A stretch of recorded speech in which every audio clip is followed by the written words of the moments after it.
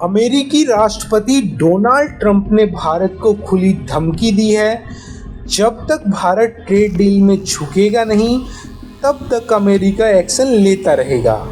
लेकिन प्रधानमंत्री नरेंद्र मोदी ने भी करारा जवाब दिया है।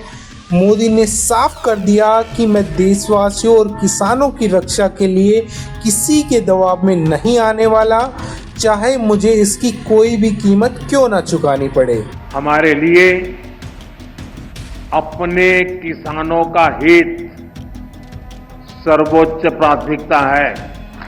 भारत अपने किसानों के, पशुपालकों के और मछुआरे भाई बहनों के हितों के साथ कभी भी समझौता नहीं करेगा। अब सवाल ये है, क्या भारत झुकेगा? क्या भारत ट्रंप की धमकियों से डर जाएगा या फिर भारत अपने आत्मसम्मान की रक्षा करेगा हर कीमत पर? वहीं अब सोशल मीडिया पर लोग पूछ रहे हैं, जब ट्रंप भारत के दोस्त थे तब बीजेपी उनके साथ थी, और अब जब ट्रंप भारत को धमका रहे हैं तो कांग्रेसी नेता उनके साथ क्यों खड़े हैं? क्या राजनीति इतनी नीचे गिर गई है कि एक विदेशी नेता को देश के प्रधानमंत्री से ऊपर रखा जा रहा है?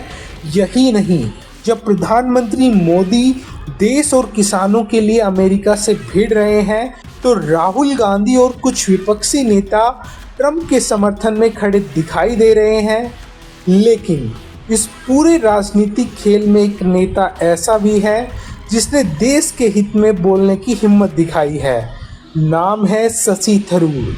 जी हाँ, कांग्रेस के सीनियर लीडर शशि थरूर, जिन्होंने दलगत राजनीति से ऊपर उठकर ट्रंप को करारा जवाब दिया है। याद कीजिए, ऑपरेशन सिंदूर के समय जब कांग्रेस के कई नेता पाकिस्तान के खिलाफ सबूत मांग रहे थे, तब शशि थरूर ने सेना और भारत सरकार का खुलकर समर्थन किया था। वैसे तो शशि थरूर को उनकी हाई फाई अंग्रेजी और जटिल शब्दों के लिए जाना जाता है, लेकिन इस बार उन्होंने सीधे, सरल और सटीक हिंदी में अमेरिका को चुनौती दी है। उन्होंने क्या कुछ कहा है, सुनिए। तो पड़ेगा ही, क्योंकि 90 बिलियन डॉलर के हमारे ट्रेड है उनके साथ। और अगर आप सोचिए कि अभी हर चीज़ 50% ज़्यादा महंगा होगा तो खरीदने वालों भी सोचेंगे कि भारतीय चीज़ों को क्यों खरीद ले।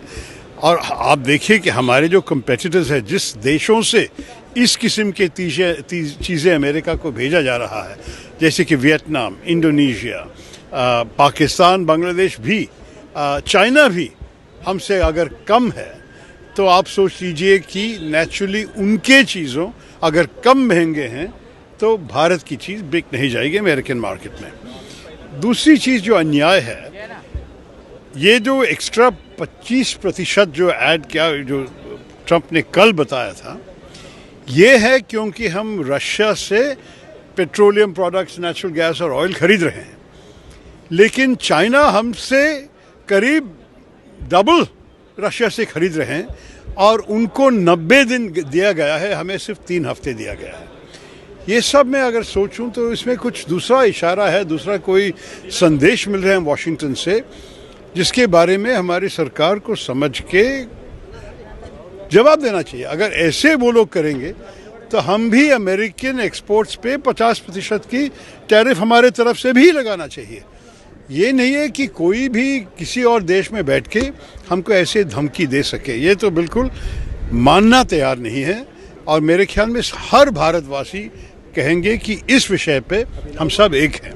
आपको बातपूर्ण बात कहा कि 50% भारत को भी रेसिप्रोकल टैरिफ लगाना चाहिए। रेसिप्रोकल तो उनका ही लफ्ज़ है, वो खुद कह रहे हैं कि रेसिप्रोकल है।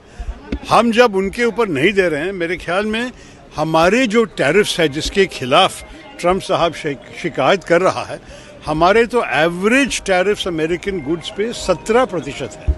तो अगर आप सोचेंगे कि 17% के बदला वो लोग 50 कर रहे हैं, तो हम क्यों 17 पे रुके? हम भी 50 तक कर सकते हैं।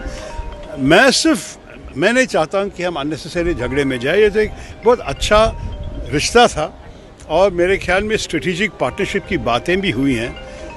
क्वाड में हम एक साथ हैं, I2U2 में हम एक साथ हैं, बहुत सारे वर्किंग ग्रुप्स के भीतर AI पे, डिफेंस पे, कई विषय पे चर्चा अभी भी चल रही है।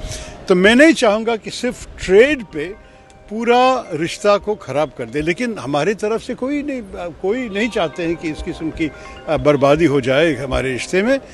उनके तरफ से ये आया है तो उनको पूछना पड़ेगा, क्या do they not value our relationship? क्या भारत उनके लिए अगर महत्वपूर्ण नहीं है तो वो हमारे लिए क्यों महत्वपूर्ण होगा?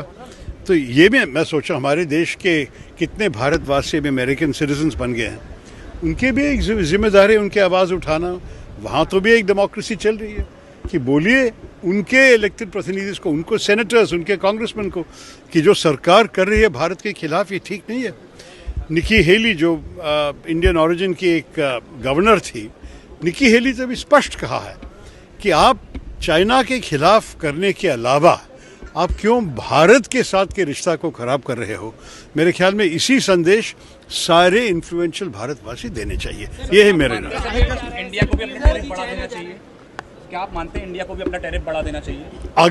अगर वो लोग इसको ये अगले 3 हफ्ते में बदला नहीं और अगर 50% असलियत में हुआ तो मेरे ख्याल में हम भी 50 उन पे लगाना चाहिए उसी वक्त, उधर तक नहीं। हम तो धमकी वाले देने वाले देश नहीं है, लेकिन जो लोग हम पे किया तो रेसिप्रोकल हम भी करने जानते हैं।